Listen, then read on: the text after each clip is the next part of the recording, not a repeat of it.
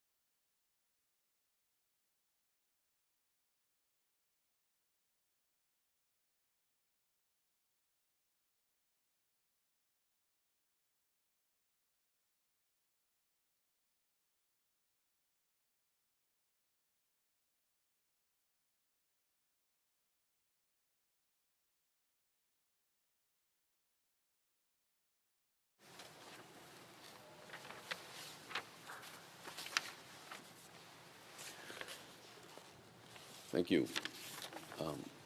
The honourable member for Etobicoke Centre. Mr. Speaker, there have been discussions amongst the parties, and if you seek it, I believe you'll find unanimous consent for the following motion: that this House condemn Russia's ongoing unjustified full-scale military invasion of Ukraine. Point B, call on Russia to cease its hostilities against Ukraine and withdraw to recognized international borders. C, strongly condemn Russia's deliberate and ongoing attacks on Ukraine's energy infrastructure, depriving civilians of heat, electricity, and basic services, particularly during the winter months. D, reaffirm the Government of Canada's unwavering support for Ukraine, its territorial integrity, and independence and sovereignty within internationally recognized borders and territorial waters. E, affirm Canada's commitment to working toward a just, lasting, and comprehensive peace in the region. F, support the establishment of robust and legally binding security guarantees to Ukraine.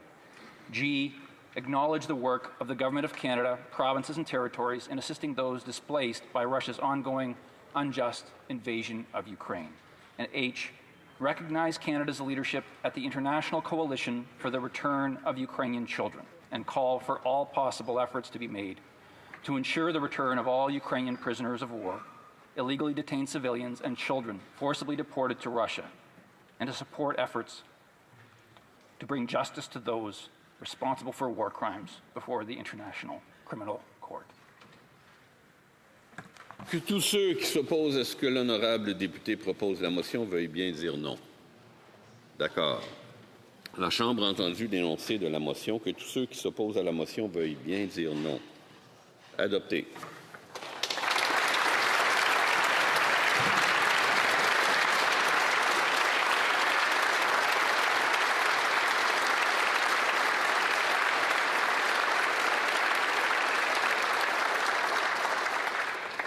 The House will now proceed to statements regarding Ukraine and the victims of Russian aggression. I now recognize the honourable member for Ottawa South. Monsieur le Président, hier soir, des parents ukrainiens ont serré leurs enfants dans leurs bras alors que des sirènes ont commencé à retentir. Certains ont économisé le peu de chauffage qui leur restait. D'autres se sont regroupés dans des appartements sombres et froids. Ils ont écouté les drones survoler la ville pendant des heures, puis les sons assourdissants des missiles. Pour les Ukrainiens, ceci n'est qu'une nuit comme les autres. This morning marks 4 long years since Russia launched its unjustified full-scale invasion of Ukraine. For 4 years, Russia has bombed Ukraine's churches, their schools, their hospitals, their maternity wards. Russia has abducted thousands of Ukrainian children. It has targeted Ukraine's energy supply, attempting to freeze civilians to death by bombing power plants and heating systems in the dead of winter. Yet the glory and freedom of Ukraine have not perished. They have instead persisted. 4 ans plus tard, la Russie est affaiblie. Ses forces sont épuisées. Son économie est perturbée. Même si la Russie a gagné du terrain grâce à sa puissance armée supérieure, Elle a considérablement sous-estimé une force qui ne peut pas se mesurer par les armes, le courage, la détermination et la force du peuple ukrainien. Canada has a long and consistent history of standing with Ukraine. We were the first Western nation to recognize its independence. When Russia illegally annexed Crimea in 2014, Canada launched Operation Unifier, sending Canadian Armed Forces personnel to help strengthen Ukraine's security and defense. Since then, Canada has become one of Ukraine's most significant supporters, providing substantial financial assistance and military training, and standing firmly with the Ukrainian people in defense of their very sovereignty. Canada's support has also been reinforced on the world stage. At last year's G7, leaders reaffirmed their united commitment to Ukraine's sovereignty and long-term security, and Canada played a key role in advancing that collective response. Through coordinated sanctions, financial assistance, and sustained military support, Canada continues to stand with Ukraine alongside its closest international partners. In Sofia Square last summer, with President Zelensky, we announced that Canada would provide more than $1 billion to strengthen Ukraine's defense, including drones, ammunition, and armored vehicles. And in September, Canada stood in the United Nations with President Zelensky to call for Russia to return the thousands of illegally abducted Ukrainian children. Mr. Speaker, we're at a critical point in this war when the collective efforts of Ukraine and its partners have made the possibility of peace real. And to secure a just and lasting peace, Canada is bolstering our support for Ukraine. This morning, the Minister of Foreign Affairs and I announced new measures to further reinforce Ukraine's defences and increase pressure on Russia. Through Operation Unifier, the Canadian Armed Forces have trained over 47,000 Ukrainian soldiers since 2015. Today, Canada renewed Operation Unifier for an additional 3 years until March of 2029. Canada is also allocating a total of $2 billion in additional military assistance for Ukraine for the upcoming fiscal year, building on previous commitments to drones, ammunition, and contributions to the NATO prioritized Ukraine requirements list. Le Canada impose également des sanctions à l'encontre de 21 individus et de 53 entités, ainsi qu'à 100 navires de la flotte fantôme russe. De plus, nous avons abaissé le prix plafond du baril de pétrole brut d'origine russe. Ces mesures ont pour but de restreindre les revenus énergétiques de la Russie et de cibler les bailleurs de fonds de la guerre. Lasting peace and real security will require strong, credible guarantees for Ukraine, because trust alone will not protect a nation fighting for its survival. We are determined to ensure that Russia will never again be in a position to threaten Ukraine or the peace and security of Europe. Canada stands as a proud and active member of the Coalition of the Willing. Let me be perfectly clear. Our unity is strong and our commitment is absolute. We will stand with Ukraine, not only in this fight, but in the work that follows, rebuilding its cities, restoring its infrastructure, and supporting its people as they recover from this unjust, tragic, and devastating war. Canada will remain steadfast in our commitment, in our partnership, and in our defense of freedom. So many Canadians, so many of our constituents grew up in communities shaped by the contributions of Ukrainian families, neighbours whose language, culture, and traditions have long been woven into the fabric of our beautiful country. Ukraine's colours, blue sky over golden fields, symbolize peace and prosperity. They represent the horizon Ukraine once knew and the future its people deserve. That is why we are committed to protecting. That is what we must help restore and rebuild.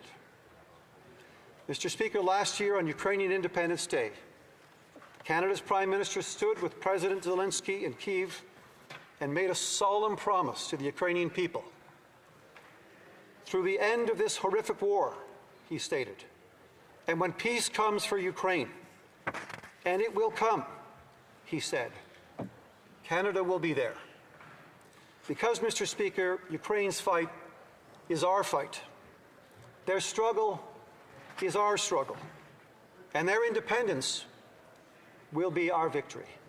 Thank you, Mr. Speaker. Merci beaucoup.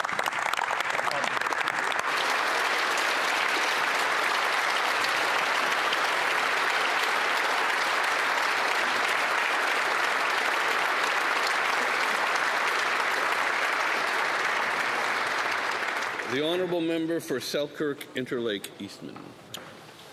It's an honour for me to be able to rise on behalf of His Majesty's loyal opposition and speak on behalf of the Conservative Party of Canada. Mr. Speaker, Conservatives have always stood with Ukraine, from MacDonald to Mulroney to Harper, and today, in solidarity with everyone in this House and across this country, we will always proudly stand with Ukraine. 4 years ago, we watched Putin launch his full-scale invasion of Ukraine, a war that he'd said that he'd win in 3 days. But it's been a war and invasion that has been barbaric, it has been gut-wrenching to watch and to witness. It is unjust what Russia is doing in Ukraine. They're bringing destruction and bloodshed in Europe that we haven't seen for generations. Russian soldiers have been killing innocent civilians. Over 15,000 Ukrainian civilians have been killed. We have witnessed them use rape as a weapon, and we've seen them dig mass graves. Russia has been targeting civilian infrastructure. We witnessed recently all of the different energy systems being knocked out, all their electrical generation plants, their water infrastructure, their railways. But they've also targeted things like Kiev's Akhmedot Hospital, Odessa's Transfiguration Cathedral. I don't think any of us will ever forget the Mariupol Theater. Over 19,000 Ukrainian children have been kidnapped by Putin and his barbarians and have been taken back to Russia, where they have been reprogrammed. And through this brutal war, over 55,000 Ukrainian soldiers dead, over 600,000 soldiers wounded. Families are torn apart as they mourn for their loss, and as they care for those that have been hurt. Vechna slava heroim. May the memories of these heroes be eternal. But for 4 years, we have been inspired by the resilience and strength of the people of Ukraine. We've watched the entrepreneurs run their businesses within earshot of the front line. We have witnessed the ingenuity and innovation of everyone in Ukraine, of how they have been able to keep in this fight for 4 years, and how they're fighting, and how they continue to evolve in this brutal war. A war, again, that the Kremlin thought they'd win in less than a week. And of course, we've witnessed the courage and selflessness of members of the armed forces of Ukraine. Not only are they fighting for Ukraine, but they're fighting for our shared values, our values of democracy, freedom, and human rights. DACU. And for 4 years, we've been grateful for all the Canadians from coast to coast to coast that have stood up to help, the volunteers that are serving those and getting money raised to help those that were left behind in Ukraine. For all of those unwavering Canadians, thank you. You've opened up your hearts, your wallets, your homes, and your businesses to all of the Ukrainians that have sought refuge here.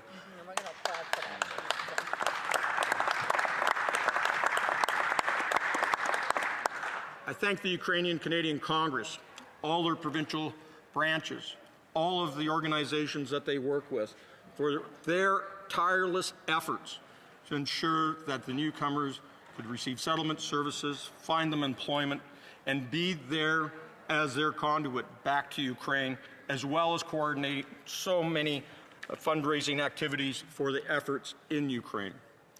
I thank the Government of Canada, on behalf of the Conservatives, for the efforts that you've done in supporting Ukraine through all this, as well as the provincial and territorial governments for the programs that they have offered to everyone who has sought refuge.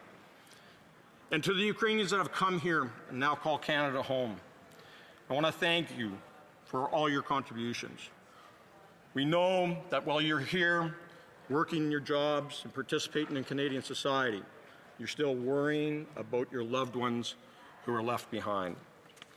As our Conservative leader stated earlier today, we look forward to the day when they will once again raise their sons and daughters under a peaceful sky in a free and sovereign land. On Sunday, across Canada, there was rallies held in support of Ukraine. And at many of these rallies, we prayed for peace. But we know that Vladimir Putin doesn't want peace as long as he thinks he's winning. The minister talked about trust, and no one trusts Vladimir Putin. All wars end at the negotiating table. So we have to make sure that Ukraine has a strong hand. We have to make Ukraine strong. And we can do more as Canadians. We can do more as a government. So Conservatives are asking the government to continue to use all the sanction tools that you have at your disposal and to align with our allies to hold Putin, his kleptocrats, his oligarchs, and the Russian military to account for all of their war crimes. We need to help to fund Putin's war machine by displacing Russian oil and gas by selling Canada's ethical oil and LNG to Europe.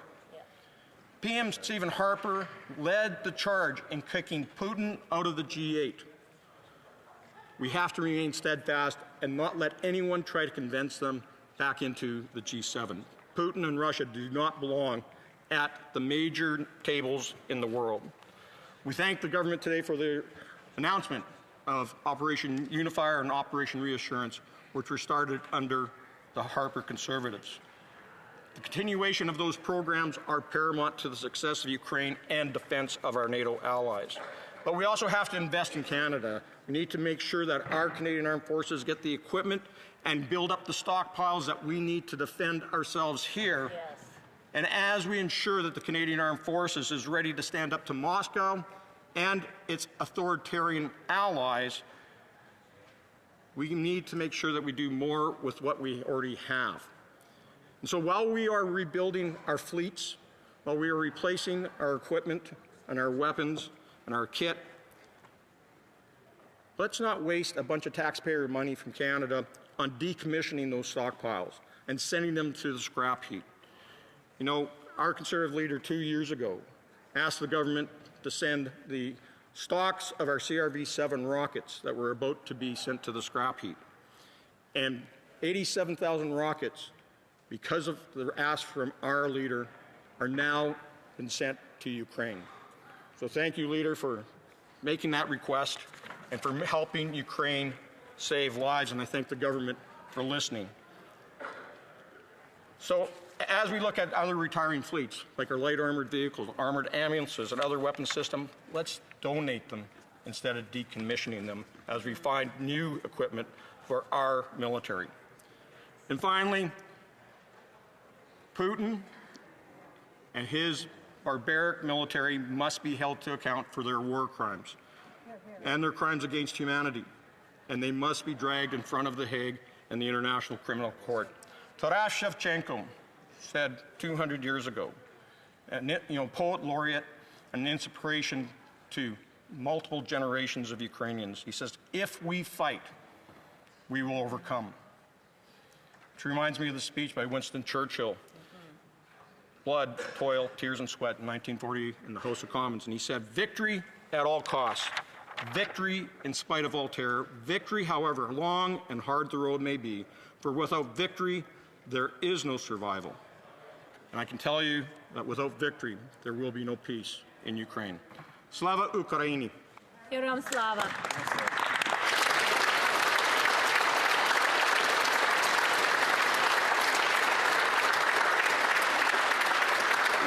L'honorable député de Lac-Saint-Jean. Monsieur le Président, il y a à peine 5 ans, l'Ukraine était le grenier à blé de l'Europe. Ces terres noires, riches et grasses nourrissaient un sol fertile et propice aux cultures. De grands champs de tournesol recouvraient le pays, tourné vers le soleil. Il y a à peine 5 ans, l'Ukraine était un pays d'Europe presque en paix. Il y avait de graves conflits concernant la Crimée, c'est vrai. Il y avait des troubles dans le Donbass, c'est vrai. Mais l'Ukraine n'était pas menacée de mort.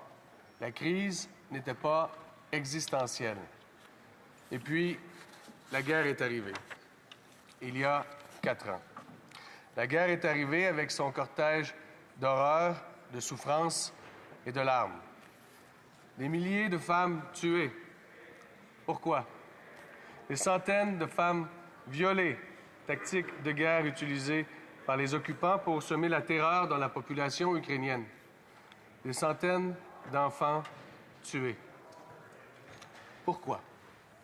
Des milliers d'enfants déportés de force vers la Russie, arrachés à leurs familles. La guerre est arrivée. On est à près de 2 millions de pertes, morts et blessés chez les militaires des deux camps. Plus de 15 000 morts dans la population civile. Pourquoi? Près de 10 millions de personnes ont dû fuir leur foyer, abandonner leur vie d'avant la guerre pour espérer avoir une vie après la guerre. Et pourquoi? Quel sens il y a à tout ça, Monsieur le Président? Quel sens trouver à la mort de toutes ces femmes, de tous ces enfants, de tous ces gens?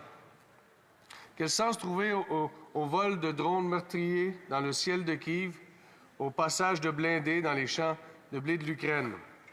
Quelle ambition tordue peut justifier cette tragédie quotidienne qui ne se termine pas? Qui peut trouver une réponse satisfaisante à la simple question « Pourquoi ?» 4 ans de guerre, Monsieur le Président, 4 ans de guerre en Ukraine. Peut-être que si on fait suffisamment de pression sur la Russie, peut-être qu'il y a une issue. Mais quand nos espoirs de paix reposent entre les mains de Poutine et de Donald Trump, est-ce qu'il y a vraiment place pour l'espoir? Eh bien, il y a la voix de la poétesse ukrainienne Lesia Ukrainka qui nous répond. Oui, je veux rire à travers mes larmes, chanter dans mes malheurs, espérer dans le désespoir. Je vais vivre, fuyez, triste pensée. Alors, Monsieur le Président, espérons. Prenons le parti des Ukrainiens et choisissons l'espoir.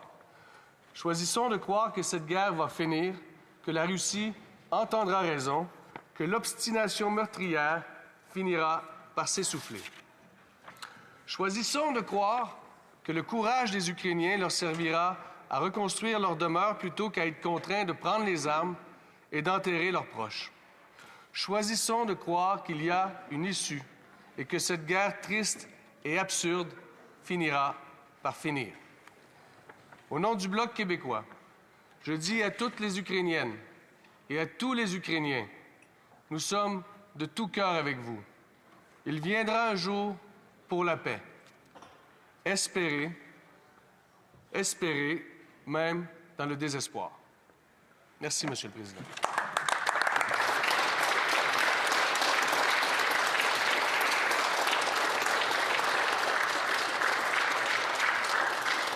L'honorable député de Rosemont, la Petite-Patrie. Merci beaucoup, Monsieur le Président. C'est un honneur de me lever en cette chambre afin de parler au nom du NPD en cette bien triste journée. Le 24 février 2022 est une journée qui va marquer l'histoire, mais marquée sous le sceau de l'infamie. Sans aucune justification, sans aucune raison valable, le dictateur Vladimir Poutine a brutalement attaqué l'Ukraine et attaqué le peuple ukrainien. Depuis maintenant 4 ans, Les Ukrainiennes et les Ukrainiens souffrent, vivent dans la peur, vivent dans la terreur, avec une somme colossale de victimes, que ce soit des forces armées ou que ce soit des civils. On a revu en Europe, pour la première fois depuis l'effondrement de l'ex-Yougoslavie, la guerre. La guerre avec toute sa brutalité, ses massacres, ses souffrances, ses crimes également. Et non seulement des crimes de guerre, mais également des crimes contre l'humanité. Avec le viol utilisé comme arme de guerre, le kidnapping massif d'enfants ukrainiens pour leur laver le cerveau, leur faire perdre leur propre identité. Des morts tous les jours, toutes les semaines. Des drones, des bombardements, des gens qui vivent constamment sous la peur. 3,4 millions de personnes déplacées au sein de l'Ukraine. L'Ukraine qui paye le lourd prix d'un dictateur qui va étendre son influence et qui refuse de respecter les peuples autour de lui. Et je pense que nous devons saluer le courage du peuple ukrainien qui tient bon malgré tout depuis maintenant 4 ans. 4 ans de massacres, de viols, 4 ans où on vit dans le froid, nos infrastructures sont détruites, nos hôpitaux, nos écoles également. Et je pense qu'on a une responsabilité comme démocrate de montrer tout notre support et notre soutien à l'Ukraine. Le Conseil général de l'Ukraine à Montréal dit souvent une phrase qui m'a marqué dans les derniers mois, dans les dernières années. Si la Russie cesse les combats, c'est la fin de la guerre. Si les Ukrainiens cessent de se défendre, c'est la fin de l'Ukraine. Résultat complètement différent. Et c'est pourquoi, comme d'autres l'ont dit auparavant, il s'agit d'un combat existentiel pour le peuple ukrainien, pour sa survie, pour son existence, pour le respect de son territoire et de son intégrité territoriale, de la population civile. Mais je pense que si aujourd'hui, les Ukrainiens et les Ukrainiennes se battent et meurent sur la ligne de front, il faut être bien conscient de quelque chose, Monsieur le Président. Cette ligne de front-là n'est pas simplement la ligne de front du territoire ukrainien. C'est la ligne de front de nos valeurs, de l'Europe, de la démocratie, de l'État de droit et du respect des droits de la personne, du respect des peuples à l'autodétermination. Et c'est pourquoi nous sommes tous impliqués. Parce qu'il y a, au-delà de sauver des vies, qui est le primordial, la première chose, Monsieur le Président, de respecter la volonté du peuple ukrainien, mais il y a aussi dans quel monde on souhaite vivre. Est-ce qu'on accepte un monde où la brutalité devient la loi, où on bafoue le droit international, où tout est basé sur un rapport de force, où on veut bâtir un monde de dialogue, de multilatéralisme, de respect et de décisions qui sont prises sur la base du droit et non pas simplement de la force. Et on le voit depuis 4 ans en Ukraine, mais on a aussi un président américain au sud de la frontière qui a une tendance à vouloir faire ça aussi. Est-ce qu'on veut vivre dans un monde où on respecte le droit des peuples à l'autodétermination, ou on est dans un monde de zone d'influence, où si on considère que c'est notre arrière-cour, on a le droit de tout faire, d'envahir, de massacrer, de tuer des gens? Je pense qu'on a une réflexion importante à faire collectivement sur la défense du droit international, mais également sur le type de relations internationales qu'on veut bâtir puis qu'on veut avoir sur la planète. Et ça, c'est fondamental. Et quand je parle de droit international, c'est aussi respecter ces institutions, comme la Cour pénale internationale qui a délivré un mandat d'arrêt contre le dictateur Vladimir Poutine. Et je pense que, comme Québécois, comme Canadiens, on devrait toujours être là pour supporter les décisions de la Cour pénale internationale, de la Cour internationale de justice. Et j'espère que justice sera faite, Monsieur le Président, pour l'ensemble des personnes qui sont responsables des massacres et des crimes de guerre et des crimes contre l'humanité. Alors, comme parlementaires, continuons de supporter l'Ukraine. Et comme citoyens, continuons de leur ouvrir nos bras. Plus de 200 000 personnes ont trouvé refuge ici. J'aurais souhaité que ceux et celles qui le veulent puissent retourner en toute sécurité dans leur maison et dans leur pays. Mais on est prêt à les accueillir aussi longtemps qu'il le faudra. Et continuons d'exprimer notre solidarité. Continuons d'être là pour dire nous sommes avec vous, le peuple ukrainien, pour que vous soyez respectés. Slava Ukrainien.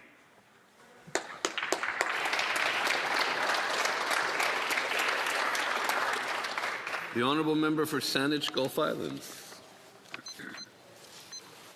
Thank you, Mr. Speaker. Merci à tous mes collègues, parce qu'aujourd'hui, c'est presque impossible d'imaginer et de croire qu'il y a 4 ans. Il y a 4 ans de guerre en Ukraine à cause de la brutalité d'un homme, un pays, M. Poutine, et la guerre inutile, mais tellement cruelle. We are united in this country. We are united in this parliament. I want to thank every one of my colleagues who spoke, the Honourable Minister of Defence, my friend and colleague from Selkirk, Interlake, Eastman, Lac-Saint-Jean, et bien sûr, Rosemont, la Petite-Patrie. Et avec ces mots, je suis tout à fait d'accord, nous sommes avec l'Ukraine. Nous sommes avec vous, les peuples ukrainiens. Ce n'est pas acceptable que nous avons maintenant un monde déchiré par la guerre, une guerre impossible d'imaginer. Il y a 5 ans. When we think of the naivete that we had, the wonderful thought of the political theorist Fukuyama, it seemed so clear that we had the end of history, as he wrote in 1992, that the political and ideological evolution of nations led inevitably to a time of the rule of law, to liberal democracies that lived within a set of rules that were predictable. A land war in Europe? Impossible. C'est possible d'imaginer. C'est pas vrai. Et when Putin invaded Ukraine, we saw the signs. We saw it was coming, but it still seemed far too impossible to believe. I'll never forget, February 24th, 2022. And I put on for the first time yellow and blue ribbons, and I thought, I'll put these on every day till this awful war is over. Now, Putin thought he could end it in 3 weeks. I thought the world, that the community of nations would stand with Ukraine so clearly that it wouldn't be long before this was over. And the sense of the courage of President Zelensky. And I thought this was the variable that Putin didn't count on. He thought that not that many Ukrainians would stand up and defend their country. He thought, as did the United States at that time, that when they said, "Don't worry, Mr. Zelensky, we're sending a plane for you," and he said, "I need ammunition. I don't need a ride." That was the surprise. A genuine hero of his country, someone actually elected, someone who'd been a comic on television, the unexpected variable of courage that was so unusual in our times, where leadership is in name only.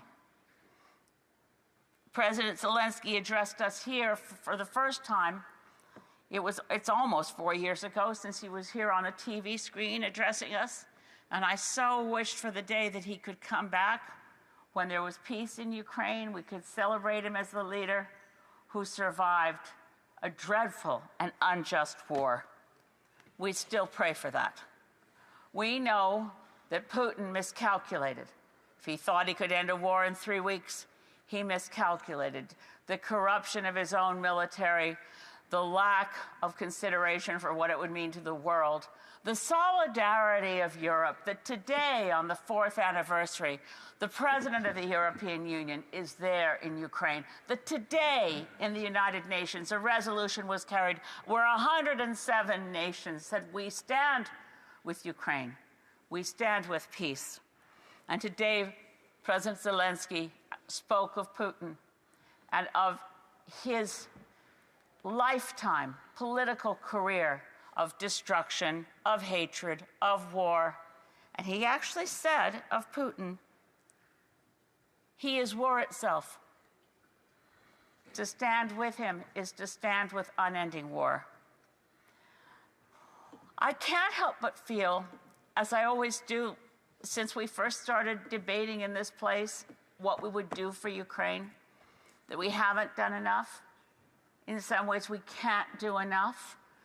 We have NATO, we have United Nations, we have massive efforts, and I'm grateful, as my colleagues have said, that the government of Canada has consistently stood with Ukraine. I'm grateful that we've welcomed Ukrainian refugees to Canada. But more should be done with sanctions. We need to cripple the Russian economy. We need to do more. We need to seize the assets of oligarchs and see that they are liquidated and that those funds go to the Ukrainian people and the Ukrainian government. War can't be the solution to war. More bombs don't bring peace. As other members of the Parliament have said today, peace will come at a negotiating table. But it's extremely important and fundamental that Mr. Putin understand that Canada, every single last one of us, stands with Ukraine, which means Russia has made itself a pariah, and when a government changes, perhaps we can welcome it again into the community of nations. But there was no Russian flag at these Olympics, and there will not be a Russian flag where civilized people gather, because we recognize what President Zelensky has said. Putin is war itself. And now, as we stand here on the 4th anniversary of the beginning of that impossible war, we must make peace possible. On doit choisir la paix. On doit travailler sans pause. On doit faire le possible et garantit que nous avons, il sera la paix pour le monde entier, mais particulièrement pour les enfants d'Ukraine, pour les peuples ukrainiens, and for all those who have suffered and died at the hands of Russian forces. And yes, for the Russian mothers, I grieve with them too. They have an impossible leader. He's taken them to heartbreak and disaster. But peace can't just be a dream. We have to make that real. We have to rescue the Ukrainian children who were kidnapped from their families.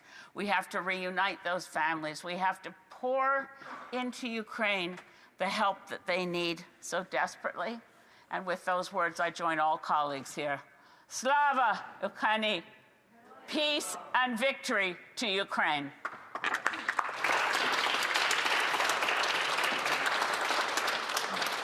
Colleagues, thank you for your words of support for our friends, the people of Ukraine. The friendship between our two countries spans generations and centuries. Canada was the first Western country to recognize Ukraine's independence on December 2nd, 1991. And with a Ukrainian-Canadian community of approximately 1.3 million people, Canada has one of the largest Ukrainian diasporas in the world. Cela fait 4 ans que la Russie a lancé une invasion à grande échelle de l'Ukraine, en violation flagrante de sa souveraineté et de son intégrité territoriale. Notre Chambre des communes, souvent divisée sur de nombreuses questions, continue à trouver un consensus sur la question de l'Ukraine.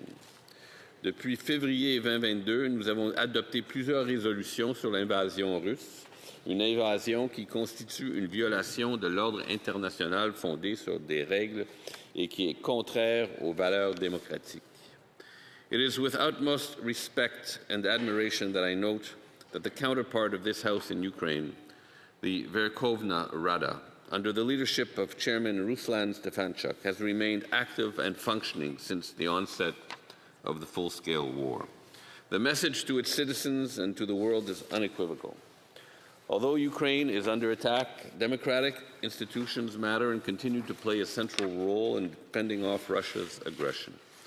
As we mark this somber day and reflect on the tragic consequences of this aggression, we recognize the unwavering resilience which all Ukrainians demonstrate. Dans cette Chambre et dans ce pays, nous sommes unis et inspirés par l'Ukraine. Et nous restons solidaires avec nos amis jusqu'à ce qu'une paix juste et durable soit instaurée. Merci. Thank you.